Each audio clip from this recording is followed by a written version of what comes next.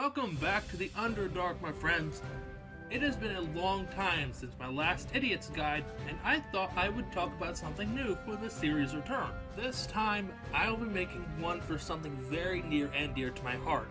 The classes of 5th edition Dungeons & Dragons. More specifically, I'll be focusing on the Monk and its many subclasses. Monks are one of my favorite classes. As a general rule, they are slippery bastards. Monks can move all over the place and are incredibly difficult to pin down and hit, and the damage they put out will start to build up very quickly. But on the flip side, they're glass cannons, so once they start taking damage, it won't be long before the wounds start getting serious. However, to keep this from happening, the monks have several tools both in their base kit and the skills they learn as they get stronger. Sure, you don't get proficiency in any armor types or any weaponry beyond simple weapons, monk weapons, and short swords, but that's not that big of a deal. You also get proficiency in one artisan's tool or musical instrument, meaning you can write a bunch of fanfiction about how cool your monastery is, or punch a lich to death with a pair of bagpipes strapped on your back. And you get proficiency in 2 skills from a selection of acrobatics, athletics, history, insight, religion, and stealth. Standard stuff, maybe a bit on the weak side, but a monk is more than just a sword and the clothes on his back.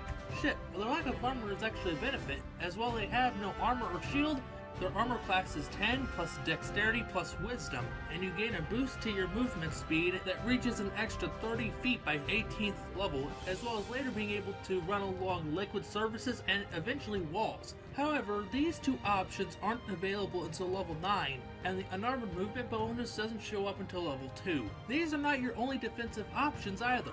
At level 3, you learn to catch or even throw back projectiles from any wise ass that thinks he can be clever by not getting within melee range, and by 4th level you can reduce fall damage, 7th level will let you take half damage or even completely nullify area effects like Fireball, as well as learning to nullify charms and fear effects. At 10th you become immune to poison and disease, 14th level just lets you flip off the GM with a proficiency in all saving throws and gives you the option to re-roll the failed save, and by 15th level you become immune to magical aging as well as no need for food and water. Oh, and at 13th level you learn to speak every language that has ever existed. Didn't have any other place to put this unless you find a way to turn speaking Yiddish as a defensive ability, but hey, it's a neat ability. The good news is that you can keep the opposition away from you, but how do you dish out the punishment yourself? That's where your second starting ability comes into play, martial arts. This gives you several abilities from the start. You can use dexterity instead of strength for your unarmed attacks and the attacks of monk and simple weapons, and you can roll a d4 in the place of the normal damage your unarmed strike or monk weapon would deal. This doesn't seem too great at first, but the die changes as you gain levels, eventually reaching a maximum of a d10, which reaches new levels of frustration for your opponents with the final ability. When you use the attack option with an unarmed strike or monk weapon on your turn, you can make an unarmed strike as a bonus action. This shit stacks fast, yo. Especially when you hit level 5, it can attack twice in the same turn. At level 2, you get access to the monk's most dangerous trick, Ki. Ki is incredible. You get an amount of Ki points equal to your level, and then you get them back on a short or long rest. Unlike those heretical casters who need to take an 8-hour nap just to cast another Fireball or Thorn Whip. And best of all, Ki lets you do a lot of really neat stuff. From dealing out 2 unarmed attacks in one go, to stunning a foe when you hit them, to casting an astral projection of yourself, or even turning completely invisible. However, those last 2 abilities are very late game and take a lot of Ki points to pull off, and it's important to remember that Flurry of Blows is not your only Ki option, and you shouldn't be afraid of using the more defensive choices whenever the situation calls for it, like you're about to get your throat torn out by a Displacer Beast. One piece of information that you should always remember is to be cautious with your Ki point usage. The amount you have is extremely small, especially in the early game when you only have maybe 5 or 6. You never know when you might need to unleash a Flurry of Blows to finish off the final opponent in a fight, or you step in the wind for a hasty retreat, and you don't get any abilities to regain Ki in a fight until you hit level 20. However, Ki becomes the most important when paired with monastic traditions, the monk subclasses. These are all cool as shit. The Way of the Open Hand is sorta like a Monk Plus, focusing more on buffing the monk's base toolkit than adding a new element to the kit.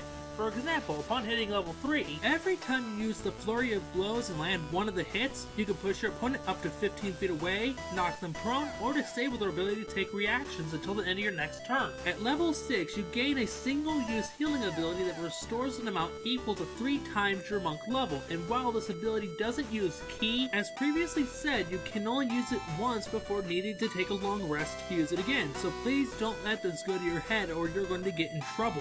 At level 11, open hand monks get tranquility, which basically has the same effects as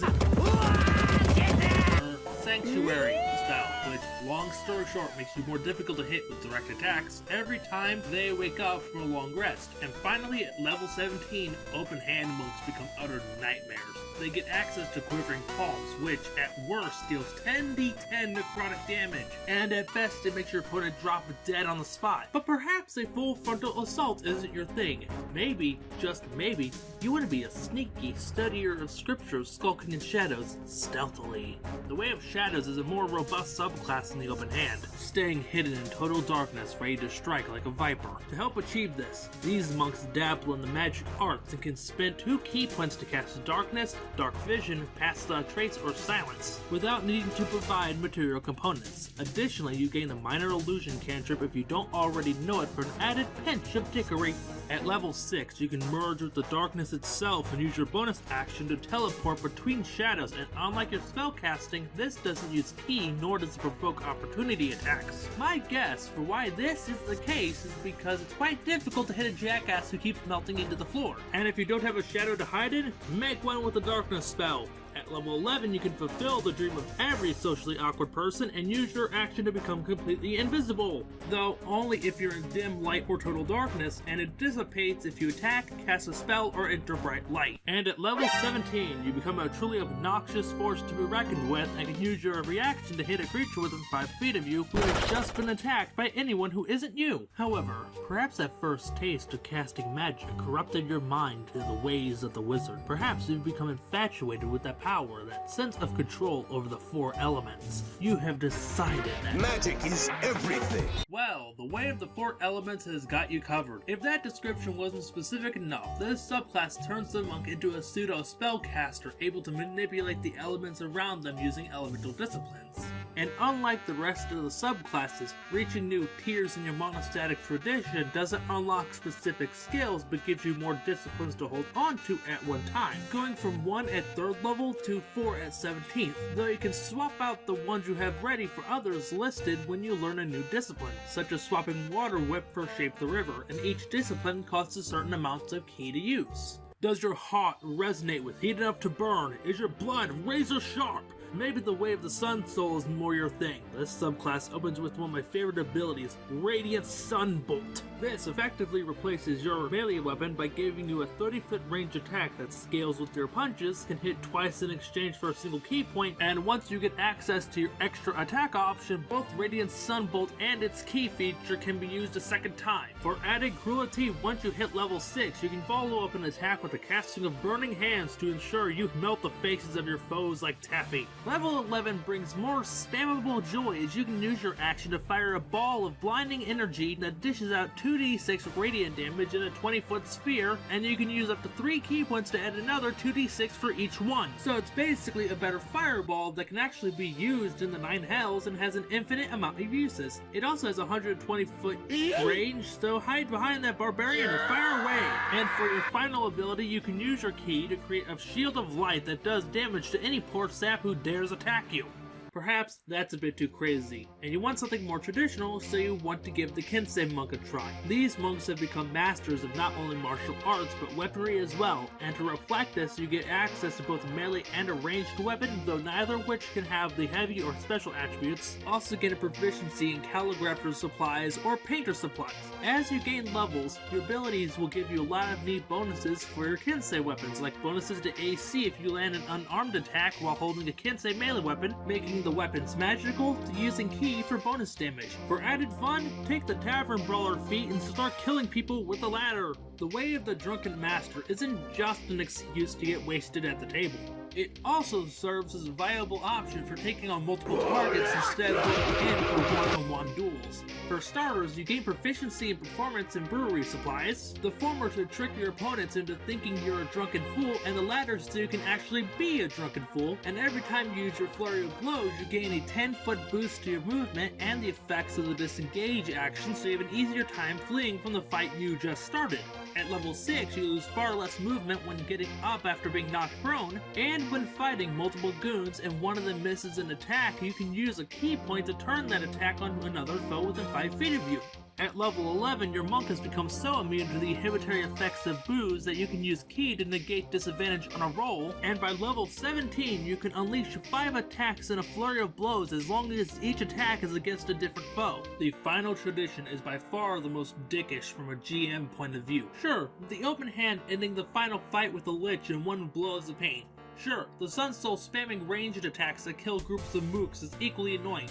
But the Way of the Long Death? Oh, it's a laughing all the way to the grave. Your first ability grants temporary hit points for every enemy you slay, so you're already going to be clinging to life longer than the DM would like. And at level 6, you can spam an ability that gives the victim the sheer status effect so get out of your bubble. At level 11, your longevity becomes ridiculous as you can just shrug off a lethal blow at a cost of a single key point. And finally, at level 17, you gain your only offensive skill, with the upside that it can deal upwards of 20 d10 necrotic damage based on how many key points you're willing to put into it. Well, that certainly was a lot of info. Sorry it's been so long since the last Idiot's Guide. Meant to have one of these done a while ago. However, I got caught up in other projects. But so long, my friends. I hope to see you all next time.